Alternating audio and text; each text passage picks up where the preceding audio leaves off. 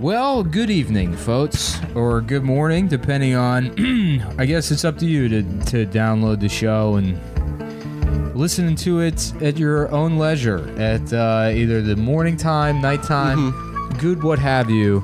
It's another beautiful night here, or morning, you know? Or afternoon. And it could be shitty out, I don't know.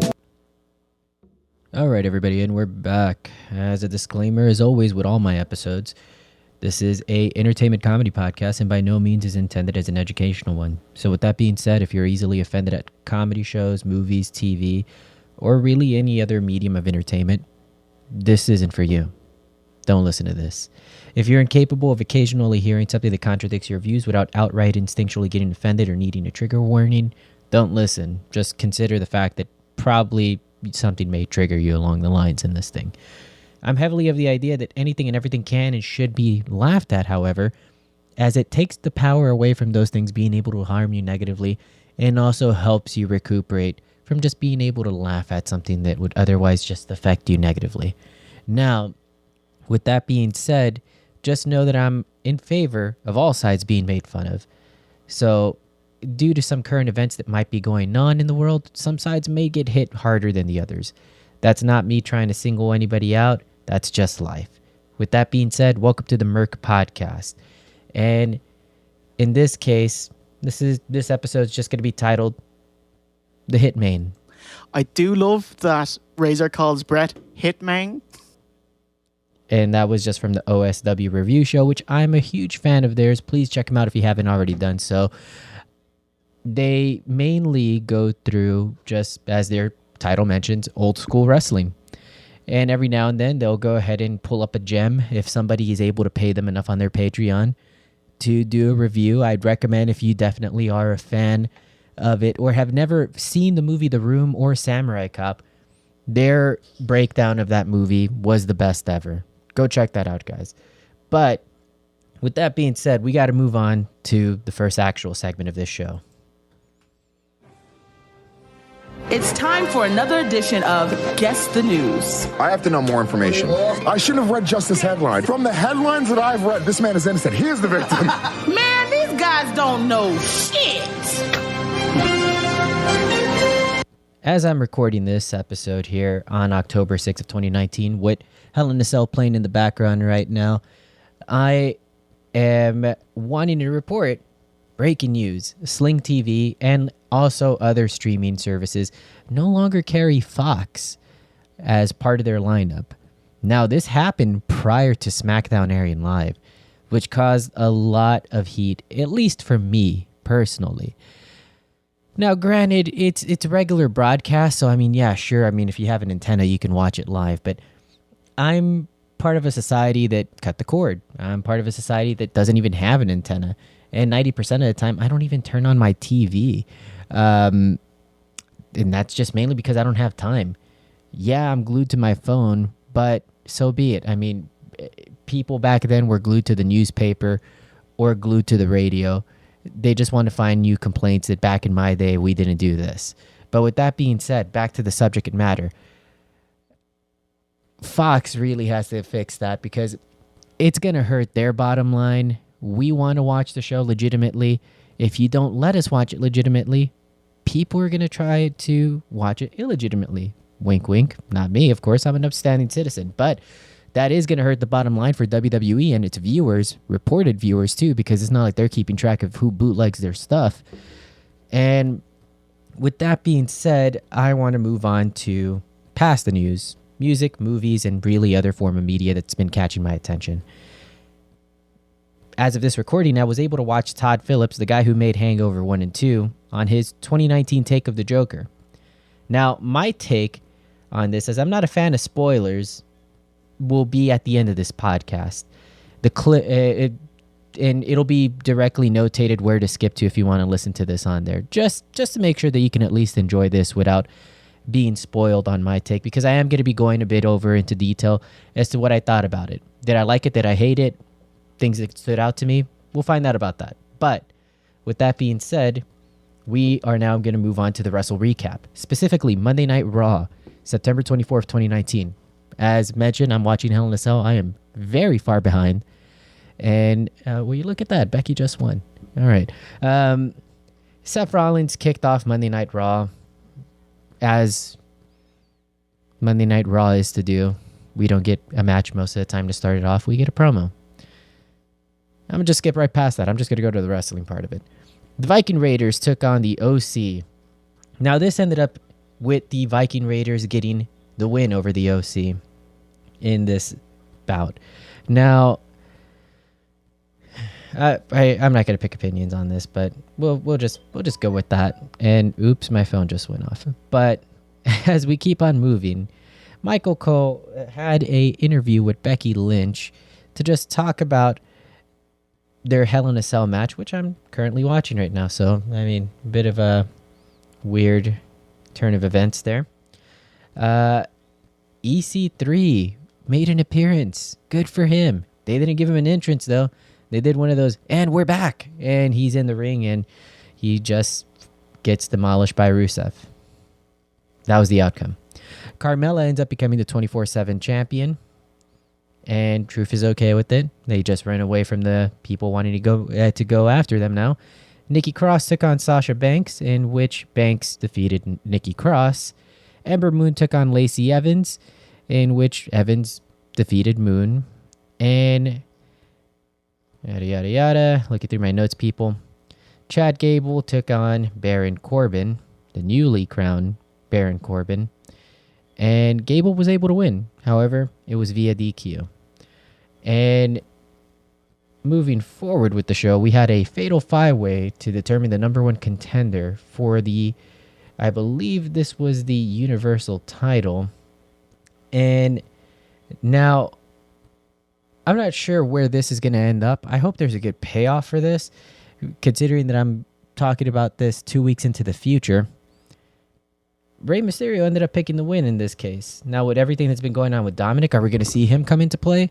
Are we going to see Dominic turn on his dad? Are we going to see Dominic take up the mask? Are we going to see Rey gone? Who knows? But nonetheless, good for Rey.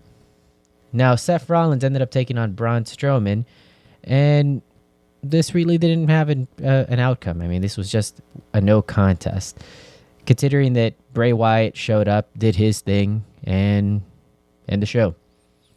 Now, please hold for just one moment while I pull up my notes for SmackDown. And we're back. SmackDown, September 24th, 2019. We're going to get you guys caught up here. As I'm to do with this type of things, I usually get behind, but I make sure that by the time that the most recent episode comes out, we can get you guys up to speed here and make sure that you can at least enjoy things and not feel far behind. Or at least, whatever. It is what it is. To kick off the show, we have Daniel Bryan losing Eric Rowan. And Kofi Kingston later on stating that he was promising to beat Brock Lesnar for that title. We'll get to that. That's next week. Chad Gable then defeated Mike Kanellis. Sasha Banks and Bayley ended up getting the win over Carmella and Charlotte Flair. Nakamura ended up getting a win over Ali by a distraction of Sami Zayn, which I'm a fan of. Got to keep it up that way, as far as just making sure that Nakamura can win that way and make sure that you could get good use out of Sami Zayn. The New Day ended up getting the win over the B Team, and the Kabuki Warriors defeated Fire and Desire. Now that is, in a nutshell, SmackDown for September 24th. As NXT was able to get the head start for being live on Wednesday nights, we now tune in to September 25th edition of NXT, in which we see Keith Lee losing to Dominik Dijakovic in a match of giants that was broken down pretty well by ENC when they were talking about it on their episode. Dakota Kai defeated Tainara, and in a street fight with Matt Riddle and Killian Dane, Matt Riddle ended up picking up the win on this one. So good for him. I'm glad that they were able to keep this thing up. And then afterwards, we had Rhea Ripley getting the win over Kaden Carter. Oni Lorcan and Danny Burch were able to get the win over Everrise. I've never heard of those guys before. I'm not sure if they're local or if they're new hires, but overall, they put on a good match. Good for them. moving forward, Cameron Grimes got the win over Raul Mendoza. Not as fast as he did with his previous match with Sean Maluda, but nonetheless, what did catch my interest about this was the crowd is booing Grimes, so I'm not sure what's going on there, but I guess they're not a fan of him. Kushida and Breezango were able to get the win over Imperium, which that's a sentence that I'm not believing that I'm saying, but nonetheless, Imperium consisting of Alexander Wolf, Marcel Bartel, and Fabian Eichner in this case. Walter excluded from company, of course. Now, what did end up happening after that match was that Kushida just got demolished by Walter as he was walking down the ramp. So end of show for NXT, September 25th. Now let's go ahead and cover the NXT UK results. Ligero got the win over Oliver Carter in this show, and then Jordan Devlin interrupted Tyler Bates' promo about sticking around in NXT UK. Nina Samuels got the win over Danny Luna. Noam Dar got the win over Trent Seven, albeit via DQ, when Trent Seven refused to listen to the referee's count. So that goes good for Noam Dar and Trent Seven. Let's see where that goes. And that was pretty much it for NXT UK. Short and sweet, but I'm personally a fan of that type of stuff. Let's go ahead and catch up with 205 Live now. Now, I don't know why I'm going in this order, considering that 205 Live was before NXT, but, so be it. Personally, I'm a fan of 205 Live. If I've had to rank them in shows, it would definitely be, for me, NXT, 205 Live, SmackDown, NXT UK. Well, no, it's a bit of a tie there. And then Monday Night Raw. Just mainly giving the boot to Monday Night Raw because it's a 3-hour show, and sometimes I just don't have the time for that. Not necessarily criticizing the content, but just criticizing the availability and the ease of digesting that content. But back to 205 Live. Humberto Carrillo got the win over Angel Garza in an amazing match by pinfall using that Aztec press. Bit of an odd pin, though, but great match nonetheless.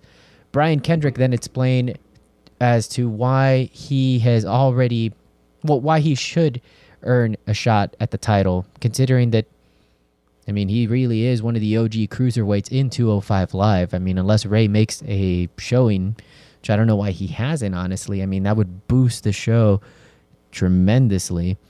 But Kendrick just complaining that he should earn his title shot because it's been way too long since he's earned one. Oni Lorcan and Danny Burch got the win over Drew Gulak and Tony Nese via pinfall, as Burch pinned Nese in this case. Now, that was it for 205 Live. Again, short and sweet. But let's go ahead, while we're on a roll, keep at it, and let's keep on going with the next week of wrestling.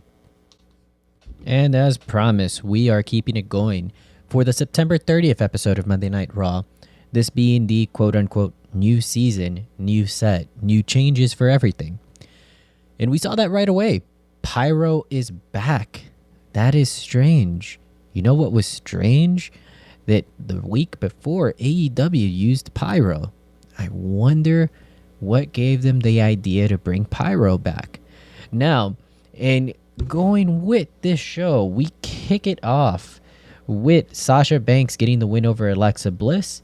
The Raw Tag Champs, that being, of course, Bobby, Robert Roode, and Dolph Ziggler, getting the win over Heavy Machinery after Roode got that glorious DDT on Tucker for the pinfall, that is. Big news of the night, however, is that Ric Flair and Hulk Hogan were guests on Miz TV. It is announced for their very controversial, possibly still debated show, as far as being protested all over the world, in Saudi Arabia, Crown Jewel, on October 31st, spooky, the 5-on-5 tag match will be consisting of Team Flair versus Team Hogan. Already announced as team captains, we have, on the babyface's side, Seth Rollins being the team captain for Hulk Hogan. And on, of course, the quote-unquote heel side, Ric Flair having his team captained by Randy Orton. However, it is also noted that Corbin is going to be on Ric Flair's team and Rusev will be on Hogan's team. So face turn for Rusev, I'm guessing. We'll see. Now, Onwards. Viking Raiders defeated the OC after Luke Gallows suffered the pinfall from Ivar. Now, backstage, we see Cesaro said that if Rey Mysterio was still in the building, he'd hurt him. The reason this was mentioned was because, as I so idiotically forgot to mention, Rey Mysterio was attacked by Lesnar just brutally. Like, I mean, this might as well have been like early 2000s when Lesnar did that to him. But what made it more notable was that Lesnar pulled out Dominic from the crowd right through the barricade and just laid the beat down on Dominic too. Way to go for Dominic for taking those bumps so well and just for this good selling. Who knows where this story is going to go, but I'm hoping that we get a good payoff, and I'm hoping that maybe, just maybe, we get to see Dominic get in there somehow. I mean, dude's been training apparently, but I feel like we want to see something. We want to see what he can do. I want to see what he can do. Now, past that OC match in Viking Raiders, Ricochet got the win over Cesaro. U.S. champ AJ Styles got the win over Cedric Alexander in one of their spectacular rematches. And as noted by one of my trainers, one of my head coaches, my head coach, if you really want to see good wrestling, definitely check out the series of these matches. Cedric Alexander from top to bottom does everything great. As far as just the selling, the pacing, everything is just so good for this match. Definitely one of my favorites for the match. AJ did retain, however, in this one, if I forgot to mention that. Lacey Evans got the win over Natalya in the following match, and the Universal Championship match, Seth Rollins took on Rusev. Now, this was interrupted when Bobby Lashley introduced Lana, and the two made out while Rusev stood on the ring looking confused. And to add more confusion to that, they had Bray Wyatt show up and then attack Seth Rollins again. That's it for that, folks. You heard it here first. We're moving on to the quote-unquote next night, which normally would have been SmackDown, but now let's go to NXT. And now we're moving back to a spectacular week in wrestling. Definitely one that if you're not addicted to this thing like I am, you might have missed it. You might pick and choose. But that's where I'm here to help you out, and I'm here to tell you, you don't have to pick and choose. Watch whatever you'd want. Let me fill you in. You'll get the results straight from me. If you want questions, I'll make that available for you so that I can help you out with that. Now, to my favorite part of the week. I can't believe I'm saying this. AEW Dynamite, October 4th, 2019, the kickoff show, the first show on TNT. And boy, was it spectacular. We have Cody Rhodes taking on Sammy Guevara for the opening match of the night. This ended up in Cody securing the pin. However, this match was just amazing, man. Personally speaking, from Sammy being somebody that used to compete over in the promotion that I'm working with right now, as far as being trained, this was so great to see. Cody did get the win, but after the match was then attacked by Jericho. And, I mean, this ended up with a big mess of things. But that was that. On to the next match. MJF got the win over Brandon Cutler by submission. Now we move on to a SoCal Uncensored promo revolving around the AEW World Tag Team Championship Tournament that's going to be starting next week. The Lucha Brothers interrupted, and a brawl came about this after Pentagon ended up spitting some water over Christopher Daniels' face. And that'll do it. Pac ended up getting the win over Hangman Page via submission. Riho defeated Nyla Rose by pinfall to become the first AEW Women's Champion. And before the celebration was going to happen, as she had her interpreter about to interview her, she was then just beat up by Nyla Rose some more. Sour about the match, but Kenny came in for the save. Chris Jericho, accompanied by Ortiz and Santana, I was about to say Tito Ortiz, but that clearly is not that, were able to secure a victory in the 6-man tag match against Kenny Omega and the Young Bucks. And this was via pinfall, but madness ensued afterwards, people. Cody showed up. Moxley showed up. Well, Moxley showed up and I mean, there was no DQ for this, but Moxley showed up and just started beating up Kenny Omega, and those two were out of the match, just going at it in the back. And then we have Cody show up trying to help after the match, but Sammy Guevara ended up helping up the heels. Dustin Rhodes show up trying to even up the odds. And then, surprise, surprise, Jake Hager, formerly Jack Swagger, made his debut and just demolished everybody, as he is now siding with the heels of Jericho, Ortiz, Santana, and Guevara. What is their team going to be called? I don't know, but I'm going to be a fan of it. I'm always a fan of heel factions in these types of cases. So let's go ahead and move on to NXT, which was also the same night. So Wednesdays are stacked, people. And a bit of a typo on my part. That all happened on October 2nd. I'm getting October 4th confused just because it's SmackDown. I'm just so not used to that being a thing now for Friday Night SmackDown. I mean, I know it was a thing, but man, it's been so long. But on to October 2nd edition of NXT. To kick off the show, WWE's pulling all the stops to make sure that they can get all the eyes glued to them, as they started off with Adam Cole taking on Matt Riddle in a great match. However, it wouldn't make sense for Adam Cole to lose this, so he retained. After the match, however, surprise, surprise, guess who's now NXT bound? That is going to be Finn Balor. So he's back at home. Velveteen Dream ends up cutting a promo on Roderick Strong. And NXT announced that next week we're going to have Leo Rush challenge Drew Gulak for the Cruiserweight title. If only they had a show where they could showcase the Cruiserweights for that to get the eyeballs on that. But you know what? So be it. Maybe them being on NXT is going to help out, boost up more people paying attention. You got to respect the 205 Live guys. Mainly I do, because that's the only weight class that I can be in. And there's no way that myself is going to become a fat ass over 205 Live. But onwards, Io Shirai ended up getting the win over Mia Yim.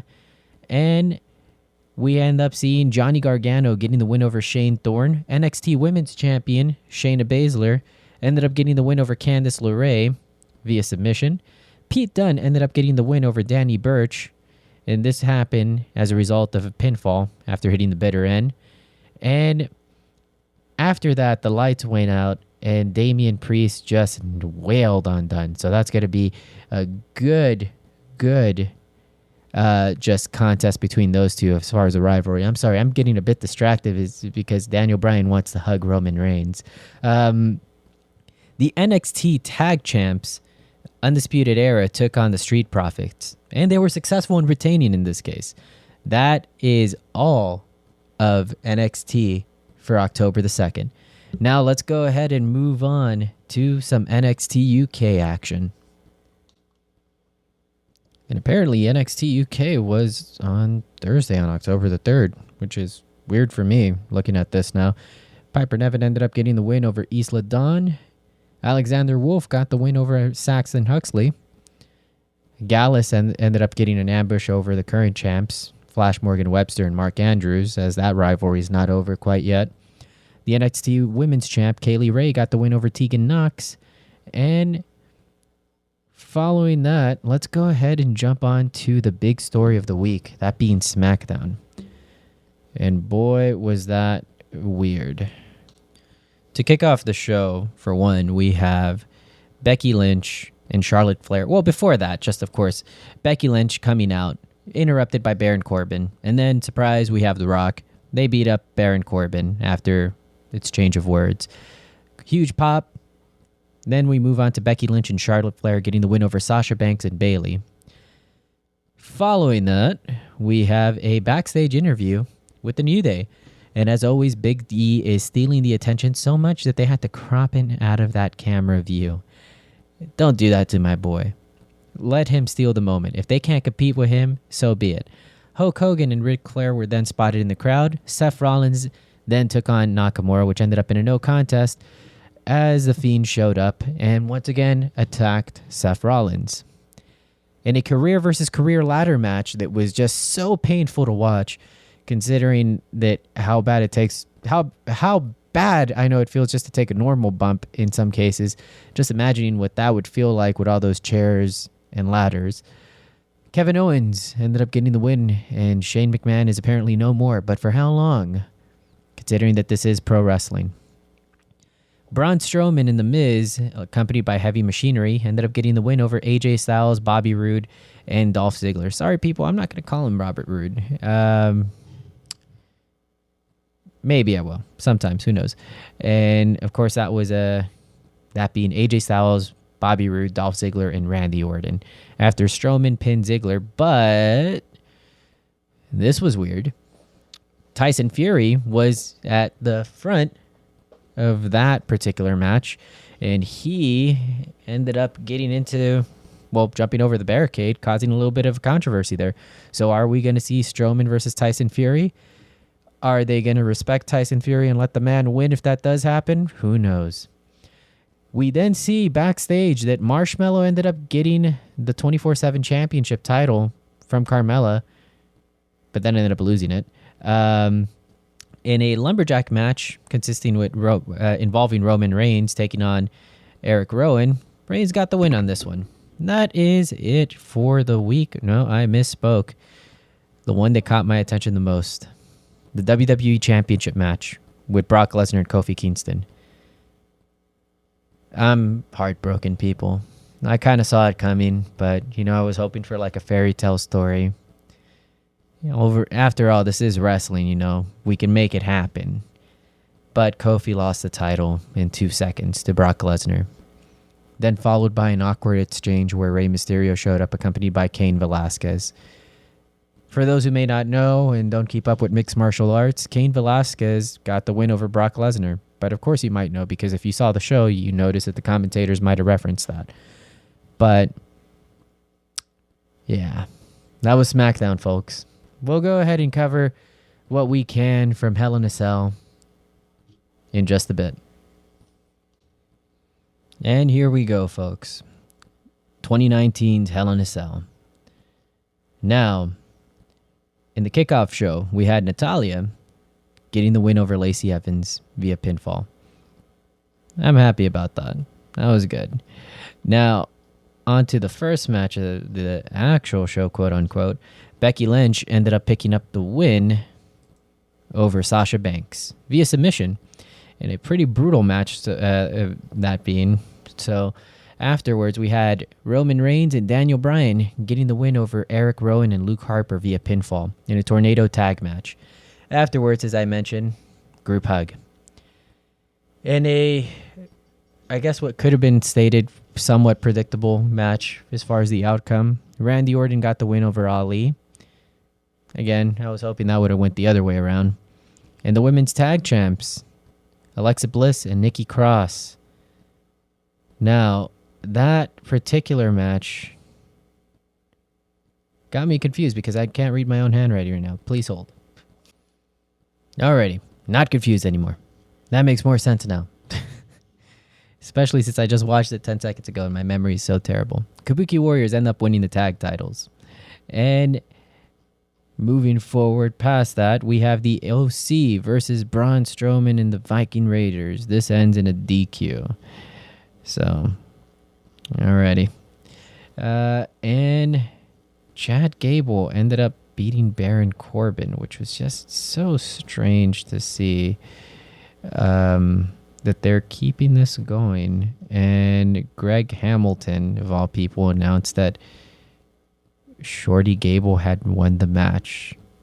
I'm sure that somewhere somebody might be laughing at that because they find that to be funny. Not that I'm saying that short people shouldn't be laughed at or anything, but I mean, like, I'm just saying, come on, that's low hanging fruit, people.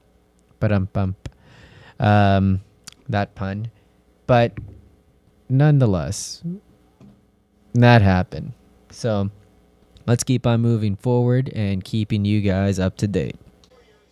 One thing that I did want to reference, though, in regards to the Randy Orton match, going back to that was a pretty sweet reversal for the RKO, but not the first time I've seen it. AR Fox was able to pull that off pretty beautifully in one of our local shows for VIP Wrestling. If you haven't been there, please catch one of our shows, as they're always pretty freaking awesome. But as I felt like I was so short about the women's tag match, I'm glad that the Kabuki Warriors are playing out to be heels in this case. Seeing them use the green mist That was awesome, personally. And I'm glad to see them as champs now. And onto the Viking Raiders with Braun Strowman. They did end up picking up the win over the OC via DQ, however. Now, as far as just the details of this, let's go into that. Personally, I felt like the DQ wasn't even really necessary. It was just as a result of the ref just calling this because, I mean, the Good Brothers just walked in and just stopped that from going any further. But in a obvious continuation of the Tyson Fury madness that's going on between Strowman and Tyson Fury, he ended up just laying out Styles with a solid right-hand punch, and Styles just sold that thing so beautifully. In a 24/7 championship match, Tamina ended up getting the win over Carmella. It's been a while since we saw Tamina, but good for her. And as mentioned previously, Shad Gable got the win over Corbin, but they're calling him Shorty Gable now. All right. R-Truth ended up getting the win over Tamina to now become the new 24/7 champion, title holder, winner, champion. In the SmackDown Women's Championship match, Charlotte Flair ended up defeating Bayley via submission to now become the new champion. And that gave set to the match in which we are all waiting for now. That being the Universal Championship match involving Seth Rollins taking on the Fiend Bray Wyatt. And boy, was this interesting. Now, personally, I felt like the theatrics were a little bit too much for this match. But above all else, isn't a Hell in a Cell supposed to be a non-DQ match? I mean, the decision for this was Seth Rollins ended up retaining just due to DQ because apparently you can't use a sledgehammer on somebody in a Hell in a Cell match unless, I guess it's called a sledgehammer match. Or I don't know what the deal was here. But that was that. That was Hell in a Cell. Let's go ahead and just end the Wrestle recap with that. And let's give a breakdown for something else. What the hell was that? No, I get to rant about the Joker, as promised. In what I felt was okay. I mean, I'm not gonna say this movie was trash and don't go see it.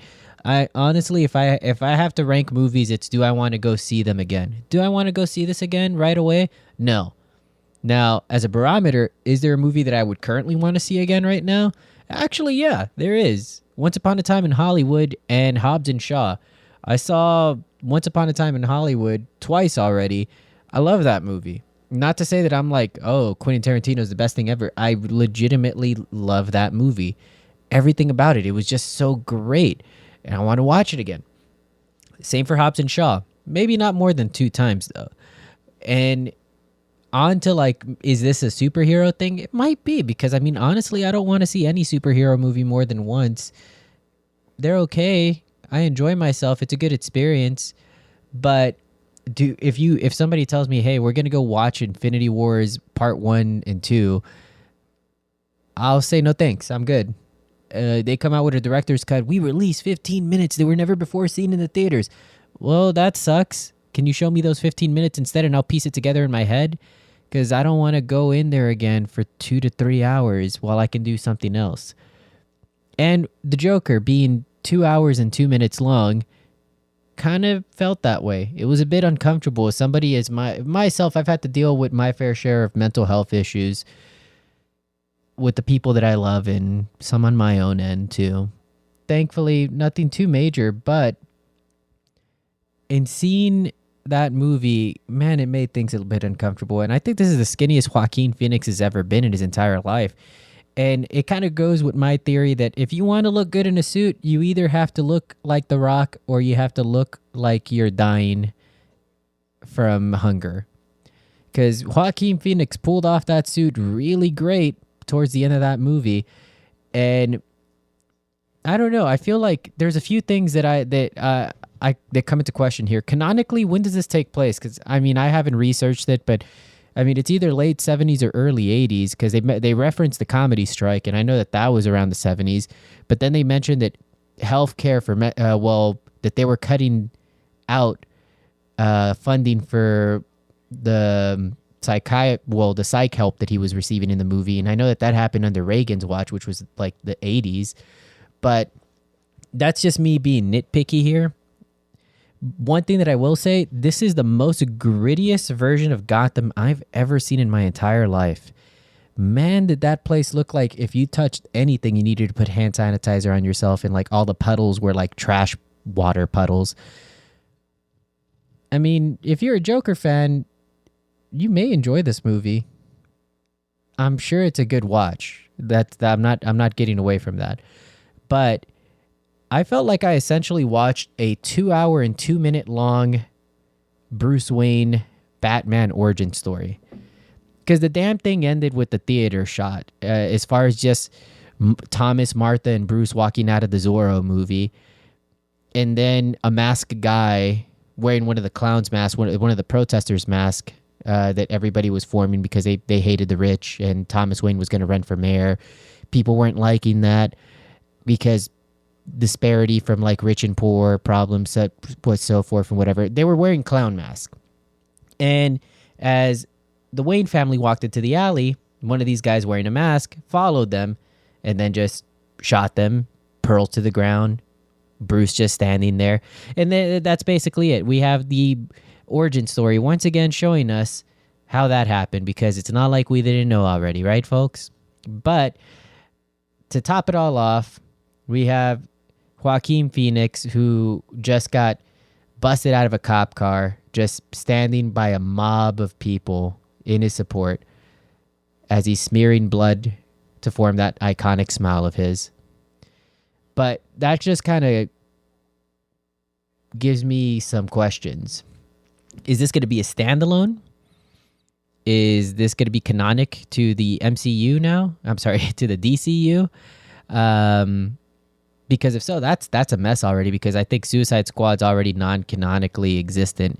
And with Henry Cavill and Ben Affleck no longer being involved in their projects, there goes that. Wonder Woman's still going to be a thing, and then we're going to have the Harley Quinn movie coming out, I think, next February. Or whenever. I don't know. But is it worth watching? Yes. Is it the best thing ever? No. Far from it. Is it worth rewatching? Hell no. Is it worth rewatching when it's on TV? Absolutely not, because then they're going to edit out a whole bunch of the stuff in that movie as they do with TV. It's like watching Showgirls on TBS. If you don't know that reference from Family Guy, go find it yourself. But with that being said, that's the episode for today. I'll catch you guys on the next one. Thanks for the patience, and see you around.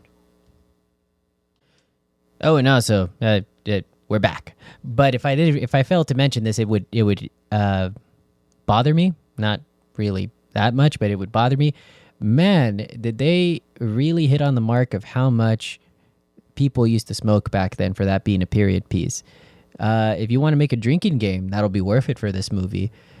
Take a shot. Well, no, you're going to kill yourself. Take a sip or chug a beer. No, that'll probably kill you. Well, you'll figure out the rules. But essentially, take a hit every time somebody smokes a new cigarette. A new cigarette. And boy, will you be hammered by the end of that movie.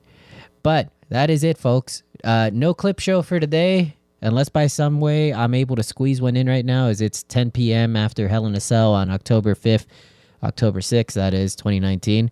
I'll catch you for the next one.